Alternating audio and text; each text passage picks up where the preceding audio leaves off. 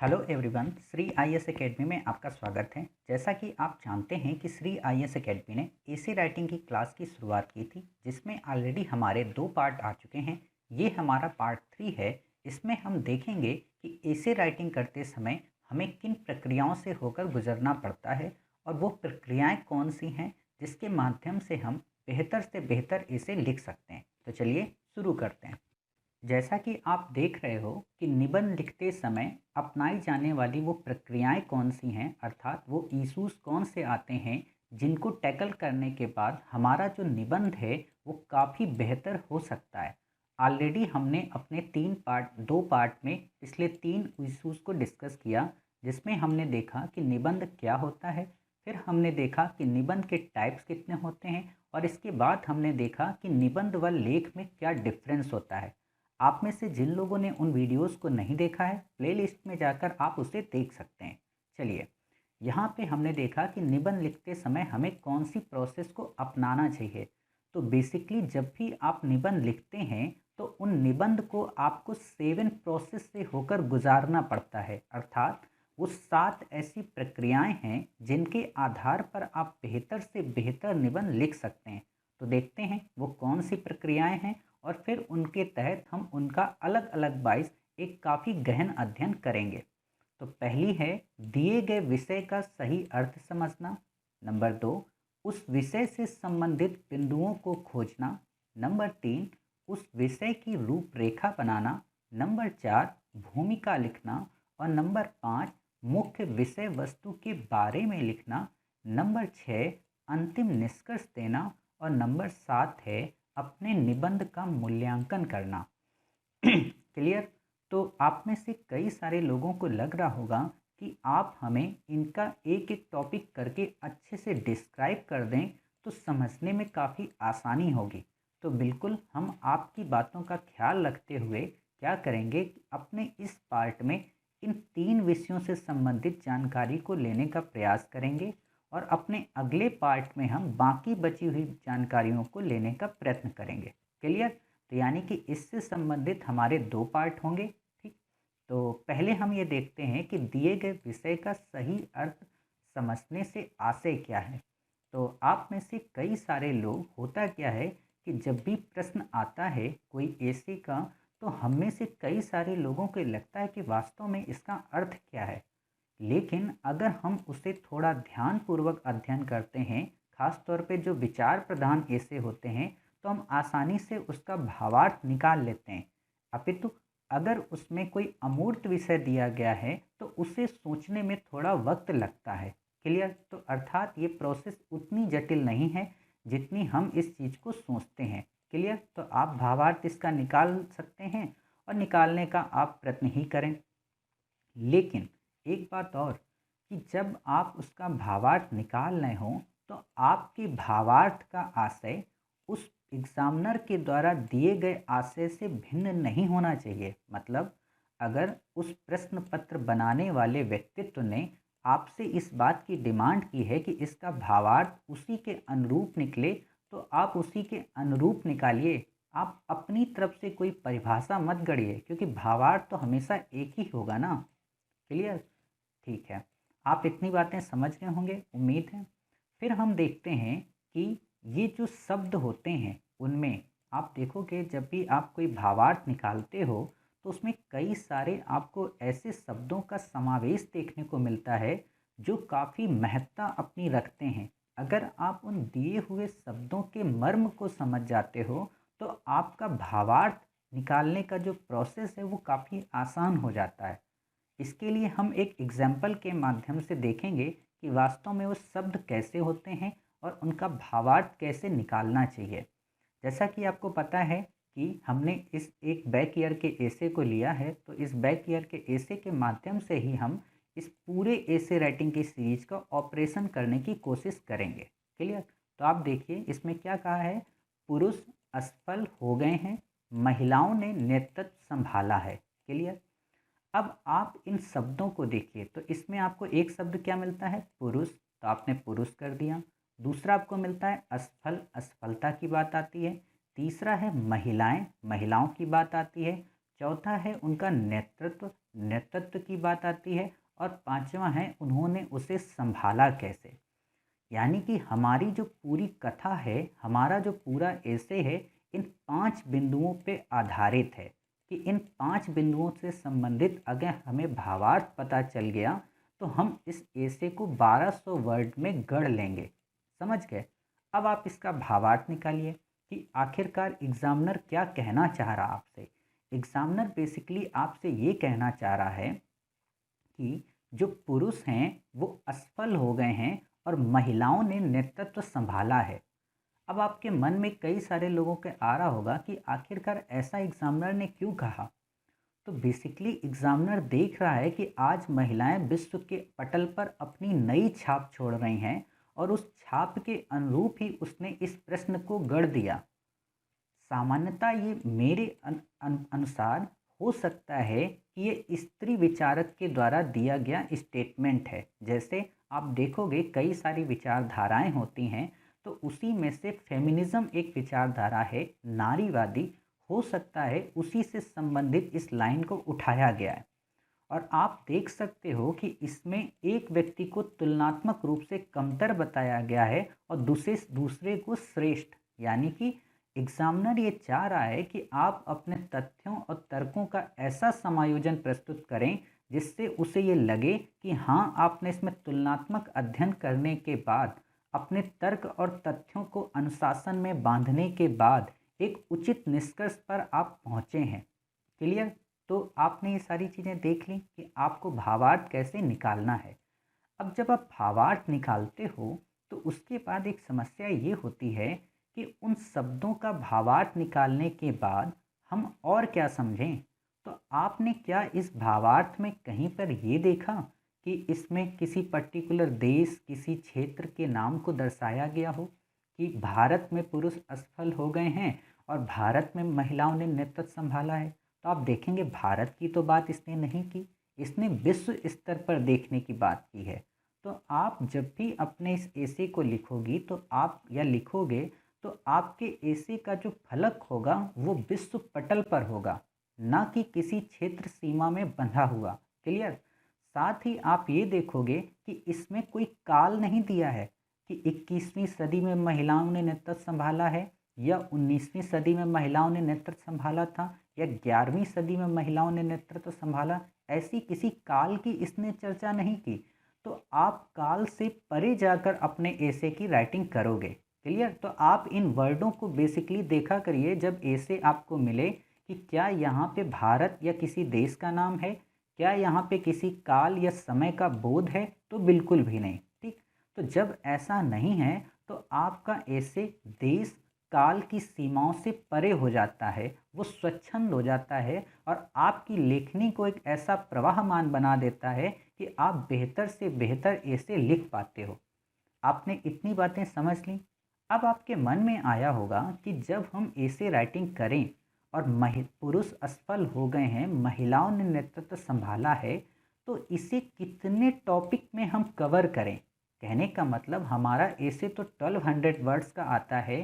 तो अगर हम किसी एक इशू को मात्र उठाएंगे, चाहे वो इकोनॉमी को या सोसाइटी को या एजुकेशन को, तो वो तो हमारा 300 या 400 वर्ड में सिमट कर रह जाएगा। इसके लिए आपको क्या करना है कि आपको नित्य जब भी कोई टॉपिक लिखा करें, उनमें कम से कम इतनी डायमेंशन को खोजने का प्रयत्न अवश्य किया करें कि वो 6 डायमेंशन के बेस पे आधारित हैं या नहीं हैं। तो आप देखोगे कि जब आपको लिखने को मिलेगा कि पुरुष असफल हो गए हैं, महिलाओं ने नेतृत्व संभाला है, तो आप लिख सकते हो कि राजनीति की फील्ड में महिलाओं ने नेतृत्व कैसे संभाला, सोसाइटी की फील्ड में महिलाओं ने नेतृत्व कैसे संभाला, शैक्षणिक दृष्टि में महिलाएं कैसे आगे हो रही, वैज्ञानिक प्रगति में महिलाएं कैसी अपनी भूमिका निभा रही, कल्चरल इवेंट्स में महिलाओं ने कैसे अपना झंडा गाड़ा, और आर्थिक के फील्ड में कैसे महिलाएं देश और दुनिया में अपने स्टैंड अप और स्किल के माध्यम से एक नवोन्मुख वातावरण तैयार कर रही हैं। आप ऐसा देख सकते हो। क्लियर? तो आप जब इतने फील्ड्स आपने देख लिए कि आपने 6 फील्ड हैं और इन 6 फील्ड में भी अगर आप 100 वर्ड्स दोगे तो आपका 600 वर्ड हो जाएगा। और 600 वर्ड अगर आपका ये हो गया और 200 वर्ड आपका इसका एनालिसिस करने में चला गया, 100 वर्ड आपकी भूमिका में लिख दिया और 150 वर्ड के आसपास अगर आपने निष्कर्ष दे दिया, तो आप देख लीजिए कि आपका ऐसे 1200 वर्ड्स के आसपास आ जाएगा। ये तभी संभव है जब आप उसको विश्लेषण करने की आपके अंदर कैपेसिटी होगी, और ये आपके अंदर नित्य प्रयास करने से धीरे धीरे डेवलप होगी। क्लियर? तो आपने ये चीज़ देख ली। फिर हम देखते हैं इससे संबंधित आगे आगे क्या, कि आखिरकार जब हम ये विषय की समझ हमने बना ली, उन शब्दों के अर्थों को जब हम समझ गए, तो वास्तव में फिर हमें और क्या करना चाहिए, तो है हमारा उस विषय से संबंधित जो बिंदु हैं। हालांकि हमने इन पे भी डिस्कस कर लिया कि किन किन इशू को हमें खोजना है, लेकिन फिर भी हम इनको एक बार फिर से देखते हैं। तो आप देखोगे कि उस विषय से संबंधित जो बिंदु होते हैं, वो नूतन यानी कि जो नए अभ्यर्थी होते हैं उनके मन में नहीं बन पाते। जैसा कि अभी आप लोगों ने इस स्लाइड को देखा होगा, प्रीवियस स्लाइड को, तो आप में से हो सकता है जो अभी से तैयारी करने की शुरुआत जिन्होंने की है, उनके मन में इतने पॉइंट्स या इतने डायमेंशन ओपन ना हो पाए। बट आपको चिंतित होने की बिल्कुल भी आवश्यकता नहीं है, क्योंकि अब तो आपको पता चल गया ना। अब आप इसको अपनी पूरी लाइफ में कभी नहीं भूलोगे। क्लियर? तो यही होता है कि समय के अनुरूप आपको वो चीज़ें मिल जाती हैं। अब आपको ये चीज़ें मिल गई, तो अब क्या करोगे, आप हर एक टॉपिक को इन्हीं बेस के आधार पर तौलने का प्रयत्न करोगे। इसीलिए कहा जाता है कि वो अभ्यर्थी जो केवल एग्ज़ाम हॉल में जाकर एसे राइटिंग करते हैं, उनके मन में ऐसे बिंदु तुरंत ही वहाँ पे नहीं पनप पाते। बट जो महीने में एक बार या 2 बार या 3 बार एसे का नित्य अभ्यास करते हैं, तो उनका इन विषयों पर काफ़ी अच्छी पारंगतता हासिल हो जाती है। क्लियर? हाँ, ये हो सकता है कि आप जब विचार प्रधान एसे लिखते हो तो आप इन विषयों को निकाल लो, लेकिन जब आपसे अमूर्त विषय से संबंधित जब बात आती है, तो वहाँ पे आपको प्रॉब्लम होती है। क्लियर? लेकिन अमूर्त विषय कैसे सॉल्व करना है, इनके बारे में भी हम काफ़ी अच्छे से टैकल करेंगे। अभी हमारा जो मुख्य ध्यान है वो है विचार प्रधान में। क्लियर? फिर हम देखते हैं कि जैसे हमने देखा ना कि पुरुष असफल हो गए हैं, महिलाओं ने नेतृत्व संभाला है। अब आप जब इनमें बिंदु बनाने का प्रयास करोगे तो क्या करोगे, आप ये देखोगे कि आखिरकार पुरुष असफल क्यों हुए, और अगर असफलता की बात की जा रही है तो लेखक के द्वारा वो कौन से कारण बताए गए होंगे। यानी कि आपको इमेजिन करना है। मैंने आपको पहले ही बताया था कि जब हम विचार प्रधान ऐसे लिखते हैं तो हमें वहाँ पे थिंकिंग करनी होती है, हमें वहाँ पे इमेजिन करना होता है, हमें अपने तथ्यों व तर्कों के माध्यम से एग्जामिनर की बात को पुष्टि प्रदान करनी होती है। तो वही हम यहाँ पे करेंगे। अब आपके मन में कारण के प्रमाण आएंगे, तो कौन से कारण हो सकता है, हो सकता है एग्जामिनर को लगे कि सोसाइटी में पुरुष का जो रोल है वो पहले की अपेक्षा कमतर हो रहा है। हो सकता है एग्जामिनर को ये दिखा हो कि पॉलिटी में महिलाएं पहले की अपेक्षा अब आगे बढ़ रही हैं। हो सकता है एग्जामिनर को लगा हो कि इकोनॉमी की फील्ड में महिलाओं का जो बढ़ोतरी है वो तेज़ी से हो रही है। हो सकता है कि महिलाओं का जो मन मस्तिष्क है वो पुरुषों की अपेक्षा काफ़ी अवेयर है। हो सकता है एग्जामिनर को लगे कि कल्चरल इवेंट में महिलाओं ने पुरुषों को पीछे कर दिया है। कहने का मतलब इतने सारे जो कारण हैं वो एग्जामिनर को लग सकते हैं। क्लियर? और लग क्या सकते हैं, वास्तव उसने इन्हीं पैमाने के बेस पर ही तो अपनी इस बात को कहने का प्रयत्न किया है कि आखिरकार पुरुष असफल हो गए हैं और महिलाओं ने नेतृत्व संभाला है। क्लियर? तो आप इतनी बात को समझ गए।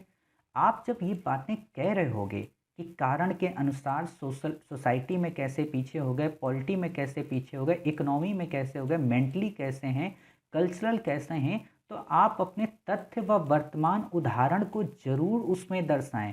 आप दर्शाएं कि किस प्रकार हैरिस उपराष्ट्रपति बनती हैं अमेरिका की, आप दर्शाएं कि किस प्रकार थेरेसा ब्रिटेन की प्रधानमंत्री हैं बनती हैं, आप दर्शाएं कि कैसे हमारे देश की रक्षा मंत्री और विदेश मंत्री महिला बनती हैं, आप दर्शाएं कि किस प्रकार देश के चारों कोने में कुछ समय पहले 4 महिला मुख्यमंत्री राज्य करती थीं। आप दर्शाएं कि किस प्रकार हमारी देश की महिलाएं साइंस की फील्ड में, अंतरिक्ष की फील्ड में अपना नेतृत्व प्रदान कर रही हैं। आप ये सारी चीज़ें दर्शाएं। आप दर्शाएं कि कैसे एजुकेशन की लिस्ट में महिलाएं टॉप 5 में, टॉप 2 में आती, यहाँ तक कि आप जो आईएएस का एग्ज़ाम देते हो उसमें भी लगभग टॉप 5 में कोई ना कोई महिला बनी ही रहती है। क्लियर? तो आप ऐसी चीज़ों को दर्शाएं तो एग्जामिनर को ये फील होगा कि जो जो स्टूडेंट्स है, जो लेखक है, वो वर्तमान की बातों से कितना अवगत है, कितना उसका करंट अफेयर अपडेट है। और इसी अपडेशन की ही तो आपसे वो डिमांड करना चाहता है कि आप युग के अनुकूल अपने आप को कितना अपडेट रखते हो, आप पुराने वर्जन की अपेक्षा नए वर्जन से कितना अपने आप को अवेयर रखते हो। इस चीज़ की ही तो डिमांड करता है।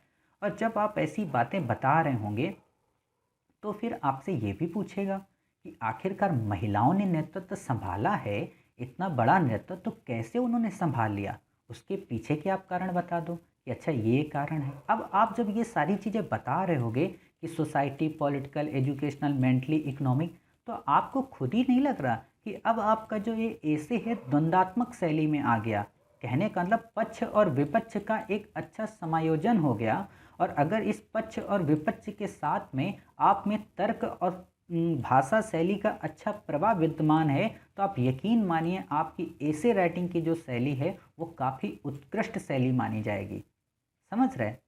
अब आप क्या करोगे जब आपने इन सारे बिंदुओं को देख लिया? अब कई सारे स्टूडेंट्स के मन में क्या खतरा होता है कि सर पहले क्या हम पुरुष को असफल बताकर शुरू करें, या फिर पहले हम महिला की सफलता से शुरू करें, या फिर हम बीरबल की प्रोसेस को अपनाएं। तो हम एक एक करके इनको समझने का प्रयत्न करते हैं। अब आप बताइए, अगर आप में से कई सारे लोग असफल बताएंगे पुरुष को, तो आप में से कई सारे लोगों को अच्छे से पता है, यहाँ तक कि यूपीएससी ने इस बार के ऐसे पेपर में भी ये पूछ लिया है कि पितृसत्ता का जो अंश है वो कहीं ना कहीं आज भी विद्यमान है। यानी कि यूपीएससी को भी लगता है कि जो पितृवाद है, ये जो पैट्रियार्की सोसाइटी है, वो भी पूरी तरह से समाप्त नहीं हुई है। तो आप कैसे उम्मीद कर सकते हैं कि आपका ऐसे चेक करने वाला पर्सन कोई महिला होगी या कोई पुरुष ही होगा?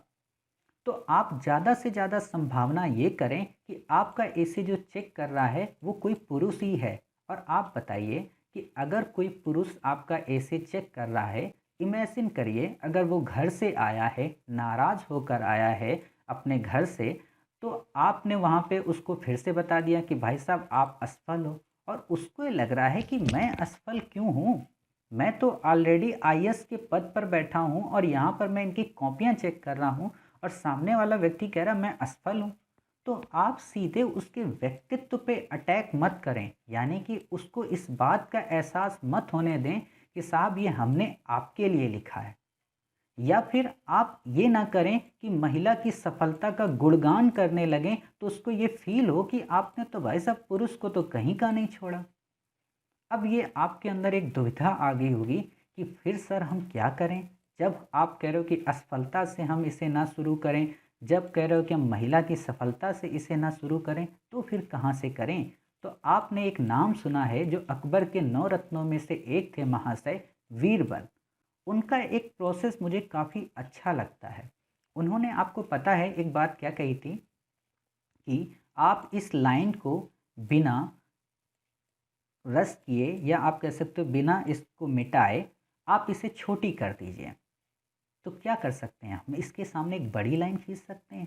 क्लियर? तो ये लाइन अपने आप छोटी हो गई। यही चीज़ आपको इस अपने ऐसे में अपनानी है। अर्थात आपको महिला की सफलता से शुरुआत करनी है और उसी के पैरेलल पुरुष की असफलता को बताते चलना है।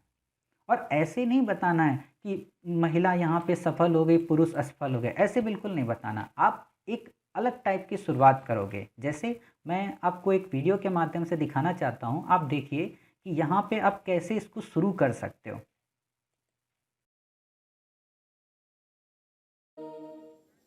अपने जज्बे, जिद और जुनून से असमानता के स्पीड ब्रेकर को हटाती महिलाओं के लिए अब 8 मार्च सिर्फ अधिकार मांगने या जश्न मनाने का ही दिन नहीं रहा, बल्कि ये दिन ये ऐलान करने का है कि औरतें अपने तकदीर का फैसला अब किसी और के भरोसे छोड़ने को तैयार नहीं है।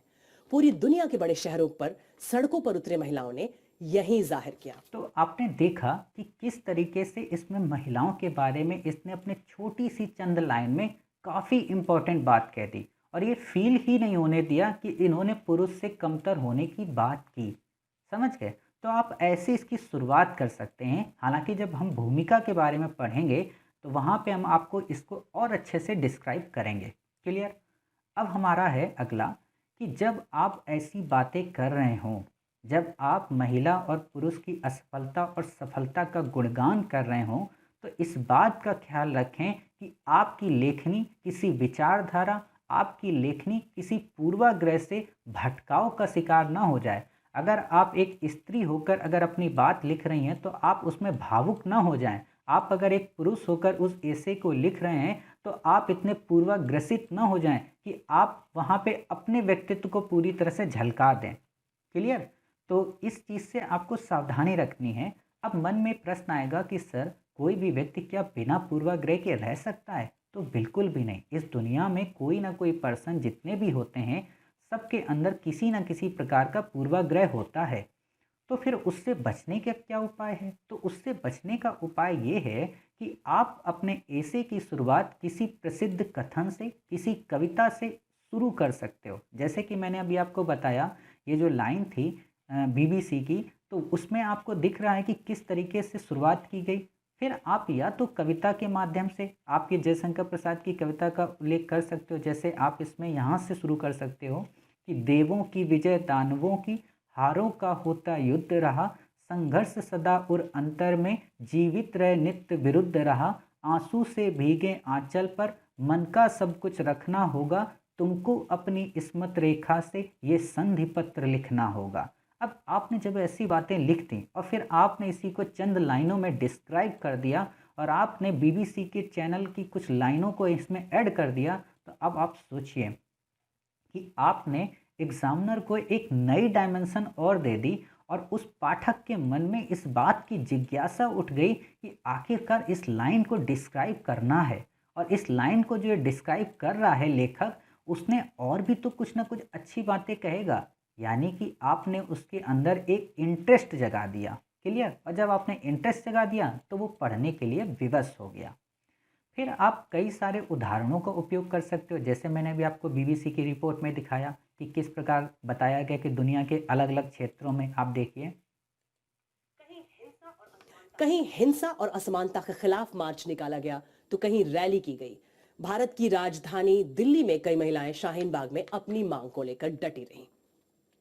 इन आयोजनों के दौरान कई महिलाओं को हमले भी झेलने पड़े। मसलन मेक्सिको सिटी में एक बड़ा मार्च निकाला गया। शुरुआत शांति से हुई, लेकिन कुछ जगह उनकी पुलिस के साथ झड़प हुई। आपने देखा कि इसमें किस तरीके की अलग अलग देशों की जानकारी दी गई। तो आप ऐसे उदाहरण दे सकते हो, वर्तमान परिदृश्य भी आपका झलक जाएगा।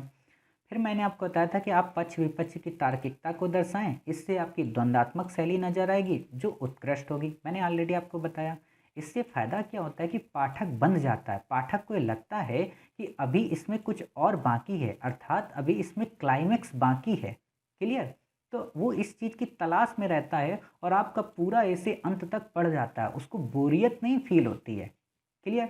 फिर आप देखोगे जब आप बिंदुओं की तलाश करते हो ना, जैसे मैंने अभी आपको बताया था कि महिलाएं असफल क्यों हो गई, कैसे सफल हुई, तो इनके लिए आप W5H1 थ्योरी का ही उपयोग किया करें। W5H1 थ्योरी क्या है? वाट, कैसे हुई, क्या हुई, क्यों हुई, कब हुई, कहाँ हुई, कौन हुई और कैसे हुई। आप इन बेसिस पर जब अपने पॉइंट्स निकालोगे ना, तो आपके पॉइंट्स काफ़ी अच्छे से निकल आएंगे।